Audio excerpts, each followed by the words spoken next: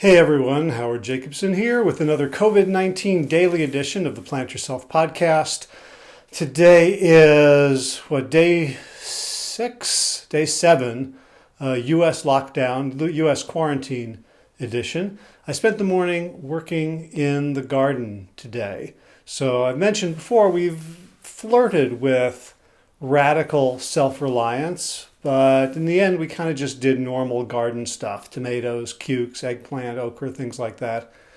And this year we're really focusing on the kind of self-sufficiency that can help support not us as a nuclear family, when the apocalypse comes, like two of us on gun turrets and the other two gardening, but part of a community resilience effort. And so I wanted to talk about some of the principles that I use in creating and growing and maintaining the garden. And probably get one of my kids to come out with the iPhone, and we can show you what's going on and take some pictures and do some videos like that. But for right now, excuse me, this will be both video and audio, so you can just listen. And I'm going to talk about 3 of the principles that heavily inform how we garden. And this is not by any means a comprehensive list. It's just 3 things that sort of came to mind today. And I'm sure there'll be more, and I'll be talking about them. So the first one is working with nature instead of against nature. And as I go through each of these things, if you're not a gardener, if this isn't relevant to you, I encourage you to see where it is relevant, because these aren't gardening principles. These are life principles. These are philosophies. So working with nature as opposed to fighting against nature. So what does that mean in terms of gardening? So let me show you what fighting with nature is like. So imagine you have a patch of bare ground, and it's a place where there's fields around, or forests around, or even a city somewhere that's not under permafrost. What's going to happen to that bare ground over time? It's only bare because something made it bare. Probably some sort of human activity, or maybe an animal digging, but there's exposed dirt. So the first thing that happens is birds drop seeds, the wind drops seeds, and little weeds start sprouting. And usually the weeds that sprout first, depending on the kind of dirt it is, depending on how compact it is, depending on how rich it is. But if it's a normal sort of patch of dirt, the first weeds will be sort of shallow roots, but spreading outward to almost like a Band-Aid to keep the topsoil from blowing away. And once you have those in place, other seeds can then shelter underneath those leaves, underneath those little branching stems, and the next set of weeds would grow up a little bit taller. Might start getting dandelions or clover or thistles. And once you have those, then you have the dandelions and the thistles have deep taproots. And so they're going to go down and they're going to start bringing up minerals and loosening the soil so other things, bigger things, can grow. The next thing, you might get grasses. And then out of the grasses, you might get a bush or two. Very often the bushes are pricker bushes. They've got thorns on them or sharp pins, almost as if nature is saying, hey, whoever caused this wound on the earth, stay away. And after that, you'll get saplings and trees, and eventually most pieces of land turn into forest. And first there'd be like pine forest, and then eventually the hardwood trees. The succession goes to a stable, a canopy of like oaks and maples and trees like that. So that's what wants to happen. So if you go in your backyard and you make a garden and you rototill and you rip out the soil, you have created an open wound that wants to return to forest. So every year you're planting annuals and you rototill again, you're basically fighting against nature. That's why you have weed problems. That's why there's so much fighting to do. And if you're growing plants, if you're growing nutrient-rich plants every year and you're harvesting them and taking them off of the land, then you've got to go and buy nutrients, buy fertility to put back on, whether it's organic fertilizer, cow manure, or veganic manures, or fish fertilizer, or bone meal, or blood meal, or cottonseed meal, whatever it is. You got to buy that from somewhere else. And so, what does it mean to work with nature instead of against nature? So one thing is, we are trying to grow as many perennials as we can. So perennial gardening means plants that are supposed to grow in this part of the world. Think about an annual. Annual simply means a plant that can't survive where it is without human intervention, right? So if you have to keep replanting it because it won't reseed itself or it won't grow for a second season, that means you're growing something that's not supposed to grow there, And that's fine. We all like our broccoli and cauliflower and melons and tomatoes and eggplant, but understand that those are not sustainable without lots and lots of interventions and inputs. So if you want to work with nature, you want to plant things that will grow in a spot and grow there year after year after year. Examples are fruit bushes. We have blueberry bushes, we have blackberry canes, we have raspberries. We've planted Nanking cherries and this cute, teeny little fruit called gumi, Goumi. It was delicious little sort of tart things with tiny little seeds in them. They're teeny, so it's not a lot of calories. You'd have to work all day to feed yourself with it, but you can go down there and pick them, and they're really delicious.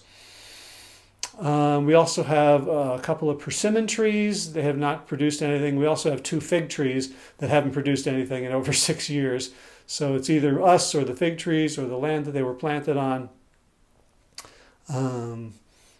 But in any case, we also have a pecan tree right in our backyard. Where else are we growing? And so we keep planting. So a couple of years ago, we put in new blueberry bushes. We have a grape arbor that has Scuppernong muscatine grapes. So working with nature means, first of all, aiming for perennials. And there's lots and lots of perennial crops that you can even put in garden beds. Asparagus is an example of a perennial crop. There's lots of others. There's a book by Eric Toensmeier called, I think, I don't know, I'll put a link somewhere. Perennial Crops from A to Z, from something to something. And there's a lot more. Sorrel is another one. It's kind of you can make a soup out of it. So looking for plants that come back on their own. Another way to work with nature instead of against nature is where doesn't need weeding. Forests don't need weeding. Forests don't go, hey, humans, come on in and weed us so that we don't get overgrown. How do forests do it? They have trees that drop a lot of carbonous material onto the forest floor that acts as like a litter that keeps weeds down, but also breaks down over time and creates the incredible fertility of a forest. So one thing we do is we take wood chips wherever we can get them, as long as they're from the right kind of tree and not the kind of tree that likes to send out chemicals to kill all its neighbors, like eucalyptus or black walnut or magnolia or red cedar, but a tree that plays well with others that gets chipped down when the trucks come by and they're taking down the branches next to the telephone poles, or when we have a tree come down and we need it to be removed, or if it looks like it's going to fall on our house in the next storm, we take those chips and we mulch with them. We mulch over the garden beds. So mulching is another way of working with nature. That's how nature grows forests. So it's a way that we can keep the weeds down, we can keep moisture in the soil, we can raise the temperature of the soil, because it's like wearing a blanket, so the plants can start growing sooner. And eventually those chips break down into very, very rich humus, aerated soil that allows for the growth of the mycelium networks. That's the third way we work with nature, is that we don't till every single year. So when you till, when you use one of those big tines and those machines, or you plow, you're basically returning it to its Band-Aid state, that state when it's totally raw and unsupported. So when we don't till, we then get mycelium networks. And mycelium is just like the fungi. If you ever turn over a compost pile and you see like white threads, or even little mushrooms popping up in your beds, that's become a mature area that the mycelium promote certain plants. In fact, there's a lot of research that suggests that it's the mycelium, the fungi under the ground, that determine what appears above it, that they are sort of the orchestra leaders to determine, okay, this will be forest, this will be meadow, and because they're the sort of the internet of the plant world, communicating and conducting. So by leaving it, so instead of rototilling, I will use a hoe and just sort of scrape off the top. Sometimes we'll just mow the weeds and let them die in their place, and then make divots to plant things, so that all of the fertility that grows there, we're not just taking it away, we're letting it return to the soil. So that's how we work with nature in the garden. I'll leave it there for now. I'll talk about some more principles later on, and I'll try to get some video to show you exactly what we do and how we're doing it. And maybe some of you are more expert at this than I am, and you can offer some help, guidance, and suggestions. The tip jar for Plant Yourself is open at plantyourself.com/gift. So if you'd like to support these daily podcasts, if they're useful to you, if you'd like to support the mission of the show as I figure out what it will continue to be in this strange new world, much appreciated. If you have 2 coins to rub together. If not, if you're in the position that a lot of us are in and not making a lot of money right now, enjoy this. This is my gift to you.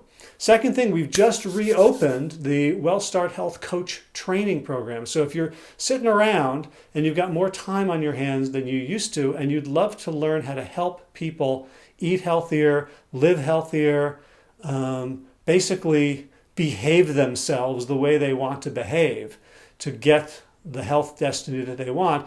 If you know people who are interested in being healthier but struggle with the behaviors and with the habits and with the details, this course will teach you in 12 weeks how to work with people in an incredibly effective way, where you're not preaching, you're not annoying them, you are coaching them to make the changes that they want to make and that they are holding themselves accountable for. If you'd like to find out more about that, I don't let anybody in without an interview with me first. So the first step would be to go to the website, which is wellstartcoach.com, read all about the program, watch the videos, watch the testimonials. Really, don't sign up for the interview until you've read all that, so that we can have an intelligent conversation.